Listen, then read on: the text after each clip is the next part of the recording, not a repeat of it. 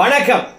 எட்டி டாக்ஸ்ல என்ன பார்க்க போறோம்னு கேட்டீங்கன்னா, எடப்பாடிக்கு ஆதரவாக களம் இறங்கின ஆதவ அர்ஜுனா அணி மாறுகிறதா தவேகா, அதிமுக தவேகா கூட்டணி உருவாகிறதா?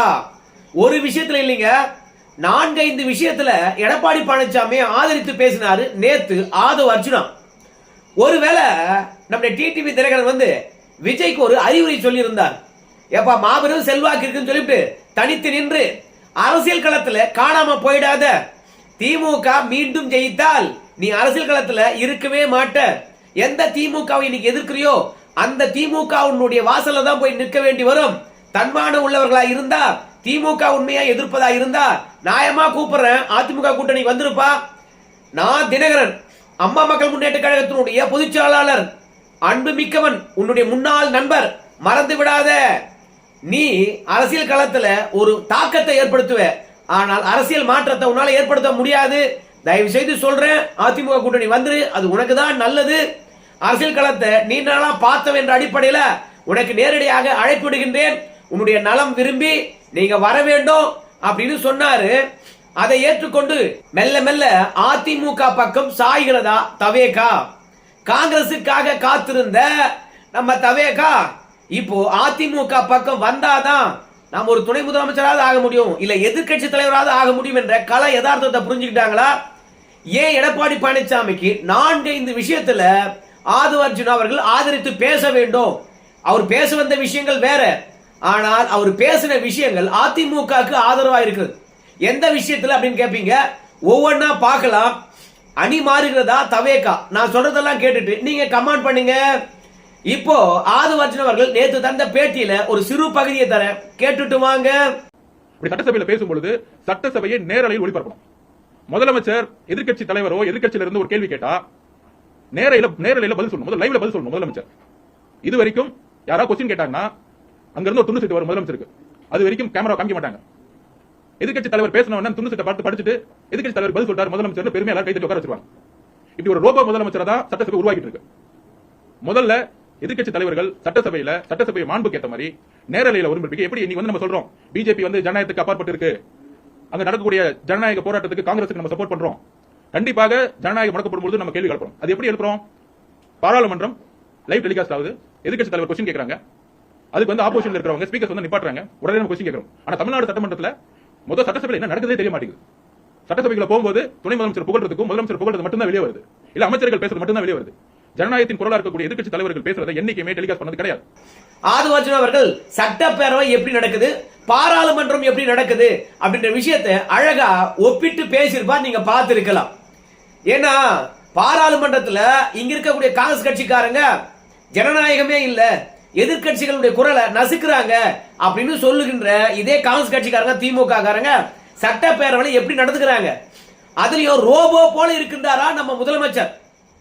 நம்ம ஆதவ அர்ஜுனா பாத்தீங்கன்னா கொஞ்சம் நாகரிகமாக இன்றைய கால தலைமுறையினர் புரிந்து கொள்ள வேண்டும் என்பதற்காக முதலமைச்சரை ரோபோ என்று சொல்றார். ஆனா எடப்பாடி பழனிசாமி நம்ம முதலமைச்சரை பொம்மைன்னு சொல்றார். ரெண்டுத்துக்கும் என்ன வேறுபாடு? ரெண்டும் ஒண்ணுதானே. இப்ப ஆதவ அர்ஜுனா பொறுத்த வரைக்கும் என்ன சொல்றாரு, நம்ம முதலமைச்சர் கிட்ட எதிர்கட்சியிலிருந்து யாராவது கேள்வி கேட்டால் முதலமைச்சருக்கு பதில் தயாராகி வரும். மீண்டும் எப்ப பதில் கையில சேருதோ அப்பதான் பாத்தீங்கன்னா டிவி நேரலையில வரும். அது வரைக்கும் எதிர்கட்சிகள் என்ன கேள்வி கேட்டாங்க, முதலமைச்சர் அதுக்கு உடனே பதில் அளித்தாரா, இல்ல எதிர்கட்சிகள் கேட்ட கேள்விக்கு தான் முதலமைச்சர் பதில் சொன்னாரா, எதுவுமே தெரியாது. மொத்தமாக சட்டமன்றத்தில் கூட எழுதி கொடுத்ததுதான் படிக்கிறாங்க. நம்ம உதயநிதி ஸ்டாலினையும் நம்ம முதலமைச்சரையும் புகழ்வது மட்டும்தான் நேரலையில் வருது. ஆனா இவங்க ஏற்கனவே 187வது வாக்குறுதியாக நாங்க ஆட்சிக்கு வந்தா சட்டப்பேரவை நிகழ்வுகள் முழுவதுமாக நேரலை பண்ணுவோம் அப்படின்னு சொன்னாங்கல்ல. ஆனால் ஆட்சிக்கு 5 வருஷம் முடிய போகுது, நேரலை பண்ணாங்களா? எப்பவுமே ஜனநாயகத்தினுடைய இரு தூண்கள் எதிர்கட்சி மற்றும் ஆளுங்கட்சி. ஆனா ஆளுங்கட்சி என்ன பண்ணுதோ அதெல்லாம் வெளியே வருது. ஆனா எதிர்கட்சிகள் என்ன வேலை பாக்குறாங்க, என்ன கேள்வி கேட்கிறாங்க? மக்கள் எதிர்கட்சிக்கு ஓட்டு போட்டுருக்காங்கல்ல, அப்ப எதிர்கட்சிகளுக்கு ஓட்டு போட்டவங்க சட்டமன்றத்தில் போய் மக்களுக்காக பேசுறாங்களா, இல்ல தங்களை காப்பாற்றிக் கொள்றதுக்காக வாய்மொழி சும்மா இருக்கிறாங்களா? அப்படி தெரியணுமா இல்லையா?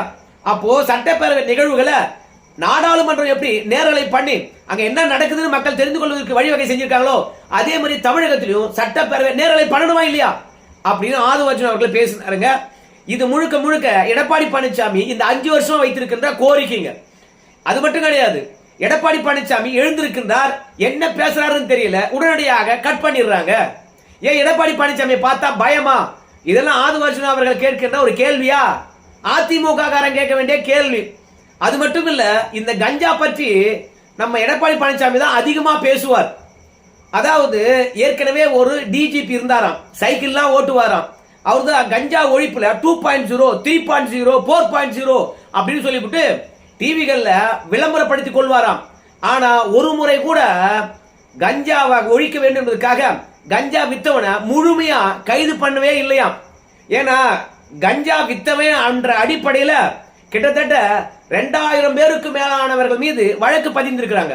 ஆனா கைது பண்ணிக்கின்ற போது 147 பேர் மட்டும்தான் கைது பண்றாங்க, அவங்கள மட்டும்தான் சிறையில் அடைக்கிறாங்க. அப்போ 2000 பேருக்கு மேலானவர்கள் கஞ்சா விற்கிறாங்கன்னு சொல்லிட்டு வழக்கு பதிகின்ற பொழுது அவங்களை கைது பண்ணி சிறையில் அடைப்பது 147 பேர்னா மற்றவங்க எல்லாம் யாரு? இது ஆதவர்ஜுனா கேட்கிறாரு, எடப்பாடி பழனிசாமியும் கேட்டாரு. அதை எடப்பாடி பழனிசாமி கேட்டார் என்ற விஷயத்தை கோட் பண்ணி பேசுறாரு ஆதவர்ஜுனா. அது மட்டும் கிடையாது, நீங்க சின்னதா ஒரு கட்டணம் கட்டணும்னு வச்சுக்கலாம், திமுக கவுன்சிலுக்கு தெரியாம ஒரு சின்ன கட்டணம் கட்டிட முடியுமா? சின்ன கட்டணம் கட்டணா வந்து அதுக்கு கமிஷன் கேட்கறாங்கல்ல. அப்ப தெருவுக்கு தெருவு கஞ்சா விற்கிறாங்க. அதுல 60 இருந்து 80 கோடி ரூபாய் வரைக்கும் புழங்குது. அவ்வளவு கோடி புழங்கக்கூடிய கஞ்சா வந்து திமுக அரசாங்கத்துக்கோ திமுக கவுன்சிலருக்கோ தெரியாம வந்து விற்க முடியுமா அப்படின்றத ஆதவர்ஜுன் அவர்கள் சொல்றாரு. ஏன் திடீர்னு வந்து பாத்தீங்கன்னா ஆதவர்ஜுன் அவர்கள் கஞ்சா பத்தி பேசுறாருன்னா, ஒரு 16 வயசு பெண்ணு அவங்க கஞ்சா குடிச்சிட்டு அவங்க அலப்பறை பண்றாங்களாம். அவங்க கையில் இருந்து கஞ்சா கைப்பற்றப்படுகிறது. உங்க எல்லாருக்கும் தெரியும், 11ஆம் வகுப்பு படிக்கின்ற மாணவன் கையில கஞ்சா இருந்தது. அது மாணவன். இப்ப 16 வயசுனா மாணவி. எங்க போகுது தமிழ்நாடு? இதெல்லாம் அதிமுக பேசுனது. இப்ப அதை கோட் பண்ணி ஆதவர்ஜுனா பேசினார். அது மட்டும் கிடையாது, எடப்பாடிக்கு ஆதரவாக இன்னொரு விஷயம் பேசுறார். என்ன விஷயம் தெரியுமா? இந்த அரசாங்கத்துக்கு நிதி மேலாண்மையும் தெரியல, நிர்வாகமும் சுத்தமா தெரியல. ஏன்னா எடப்பாடியார் ஆட்சி காலத்துல நம்ம முதலமைச்சர் ஸ்டாலின் அவர்கள் சொன்னாராம், எடப்பாடி பழனிசாமிக்கு நிர்வாக திறன் இல்ல, இந்த அரசாங்கமானது கடன்லயே வாழ்கிறது, அதனால நிர்வாக திறன் என்ன என்பது எங்க ஆட்சிக்கு வந்த பிறகு காட்டுவோம் அப்படின்னு சொல்லிட்டு தமிழ்நாட்டை கடங்கால மாநிலம் ஆக்கிட்டாங்க அப்படின்னு அன்னைக்கு பேசின நம்முடைய முதலமைச்சராக இருக்கக்கூடிய ஸ்டாலின் ஐயா அவர்கள் இன்னைக்கு சரியா நிர்வாகம் பண்ணியிருக்கின்றாரா? எடப்பாடி பழனிசாமி கொரோனா காலத்துல கூட அழகா நிர்வாகம் பண்ணாரு, கடன் கூட அதிகமாகல, வருவாய் இல்லாத போது கூட அரசாங்கத்தை சரியா மேனேஜ் பண்ணாரு.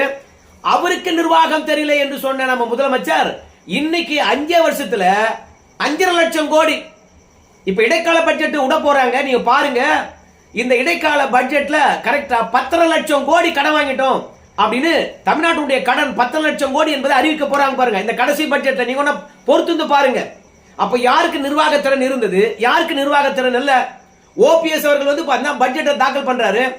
ஓபிஎஸ் பட்ஜெட் தாக்கல் பண்ணா மாநில கடன்காரன் ஆகாம என்ன கடன் இல்லாத ஒரு மாநிலமா மாற போகுது அப்படின்னு ஓபிஎஸ் கிண்டல் பண்ணவங்க இன்னைக்கு எத்தனை அமைச்சர்கள் வந்து பட்ஜெட்டை தாக்கல் பண்ணாங்க. ஆனால் இந்த முதலமைச்சர் கடனை ஏன் குறைக்கல, வருமானம் என்ன கம்மியா வருதா அப்படின்னு எடப்பாடி பழனிசாமி வந்து பாத்தீங்கன்னா தன்னுடைய ஆட்சி காலத்துல கொரோனா தருணத்துல எப்படி எல்லாம் நிதி மேலாண்மை பண்ணணும்னு சொன்னல, அதெல்லாம் அழகா நம்முடைய ஆதவர்ஜுன் அவர்கள் சுட்டி காட்டி பேசினாருங்க. அதனால இந்த அரசாங்கம் பொறுத்த வரைக்கும் ஒரு பொம்மை முதலமைச்சர் இருந்து கொண்டு நிர்வாக திறனற்று ஆட்சி செய்து கொண்டிருக்கின்றார். அதனால்தான் டிஎன்பிசி வந்து பார்த்தா குளறுபடி ஏற்பட்டு போச்சு அப்படின்றத சுட்டி காட்டினார். உடனே பத்திரிகையாளர் பொறுத்த வரைக்கும் எடப்பாடி பழனிசாமியை இந்த மாதிரி எல்லா விஷயத்திலும் தூக்கி வச்சு பேசினா அவங்களுக்கு சம்பளம் கொடுக்கின்ற எஜமானன் வந்து அடிக்க மாட்டான ஆப்பு. அதனால என்ன சொல்றாங்கன்னு கேட்டீங்கன்னா, பத்திரிகையாளர் ஏங்க எடப்பாடி பழனிசாமி சட்டப்பேரவைக்குள்ள எப்படி நடந்துக்கிறார் தெரியுமா உங்களுக்கு? அது தெரியாம நீங்க என்ன பண்றீங்க? அடா எடப்பாடி பழனிசாமி பேசுறதெல்லாம் காட்ட மாட்டாங்க அப்படின்னு சொல்லிவிட்டு நம்ம முதலமைச்சர் குற்றச்சாட்டு வைக்கிற எதிர்கட்சி தலைவருக்கு பொறுப்பு இருந்து சட்டப்பேரவையில் உட்கார்ந்து நம்ம முதலமைச்சருக்கு எதிராக கேள்வி எழுப்பணும் இல்லையா அப்படின்னு சொல்லிட்டு கேள்வி கேட்கிறாங்க பத்திரிகையாளர்கள். அதுக்கு ஆதவர்ஜுனா என்ன சொல்றாரு தெரியுமா? நம்ம எதிர்கட்சி தலைவருக்கு நீங்க வாய்ப்பளிச்சீங்களா? எதிர்கட்சி தலைவருக்கு வாய்ப்பளிக்காமையே அவர் சட்டப்பேரவையில் பேசல, வெளிநடப்பு செஞ்சிட்டாரு அப்படின்னு சொன்னா எப்படி? இப்போ எடப்பாடி பழனிசாமியை பொறுத்த வரைக்கும் சட்டப்பேரவையில் எழுந்து என்ன கேள்வி கேட்டாரு? இல்ல அமைதியா உட்கார்ந்து இருந்தாரா? இல்ல அவர் வெளிநடப்பு செய்வதற்கு என்ன காரணம்? நீங்க எத்தனை முறை வாய்ப்பளிச்சீங்க? நீங்களும் வெளியே சொல்ல மாட்டீங்க, சட்டமன்றத்துல பேசுகின்றது நேரலை பண்ண மாட்டீங்க. அப்புறம் எடப்பாடி பழனிசாமி தன்னுடைய ஜனநாயக கடமையை மீறினாரா இல்ல நீங்களே வெளியெடுப்பு செய்வதற்கு காரணமா இருந்தீங்களா? எத்தனை முறை வாய்ப்பளிச்சீங்க? எனக்கு தெரிந்து எடப்பாடி பழனிசாமிக்கு சட்டமன்றத்துல பேசுறதுக்கே வாய்ப்பளிக்கல அப்படின்னு சொல்லிட்டு தானே வெளியே வந்து பேட்டி கொடுக்கிறாரு. வாய்ப்பளிக்கவில்லை என்று எடப்பாடி பழனிசாமி பேசுகின்ற போது நீங்க வெளியில வந்து பேட்டி கொடுக்கிறாரு இல்லையா எடப்பாடி பழனிசாமி, அதை மறுத்தளவா நீங்க பேட்டி கொடுக்கணும். ஆமா, எடப்பாடி பழனிசாமிக்கு சட்டப்பேரவையில் நாங்க வாய்ப்பு அளிச்சோம், ஆனா எடப்பாடி பழனிசாமி சும்மா அவதூறு பரப்புறாரு, எந்த விஷயத்துல நாங்க பேச அனுமதிக்கல, நாங்க எப்படி பேச அனுமதிக்காம இதுக்கெல்லாம் பதில் சொல்லுவோம் அப்படின்னு சொல்லிவிட்டு எடப்பாடி பழனிசாமி எங்களுக்கு சட்டப்பேரவையில் வாய்ப்பளிக்கவில்லை என்று குறை சொல்லுகின்ற போது இல்ல நீங்க மறுத்து பேசணுமா இல்லையா? அப்ப எடப்பாடி பழனிசாமிக்கு சட்டப்பேரவையில் வாய்ப்பளிக்காத பொழுது, அவர் அங்க கேள்வி எழுப்பதற்கு நேரம் ஒதுக்காத பொழுது, அவரை வெளியிழப்பு செய்வதற்கு நீங்களே உந்துகின்ற பொழுது அவர் எப்படி சட்டப்பேரவையில் இருப்பாரு? வெளியே வந்துதான் மக்கள் மன்றத்தை சந்திப்பாரு. சட்டமன்றத்தில் இடம் இல்லை என்றால் மக்கள் மன்றத்துக்கு தான் வருவாரு. அத சட்டப்பேரவை என்ன நடக்கும் சொல்லிவிட்டு பத்திரிகைகள் வந்து உடனடியாக சொல்றாரு. அதை யாராவது நீங்க மறுத்தீங்களா? அதனால எடப்பாடி பழனிசாமி மீது குறை சொல்றதை முதல்ல நிறுத்துங்க. நீங்க சட்டப்பேரவை நிகழ்வுகளை நேரலை பண்ணுவோம் அப்படின்னு சொல்லி உறுதியளிச்சீங்க, அதை முதல்ல நீங்க நேரலை பண்ணுங்க அப்படின்னு சொல்லிட்டு நேற்று முழுக்க முழுக்க எடப்பாடி பழனிசாமிக்கு ஆதரவா பேசினாரு. எந்த விதத்திலும் சரி எடப்பாடி பழனிசாமிக்கு எதிராக பேசல. ஆனா ஒரு இடத்துல அதிமுக தொடர்பான கேள்விக்கு எதிராக பேசினாங்க. ஏன்னு கேட்டீங்கன்னா அதிமுக பிரதான எதிர்கட்சி அவங்களுக்கு வாய்ப்பளிக்கல அப்படின்னு சொல்றீங்க.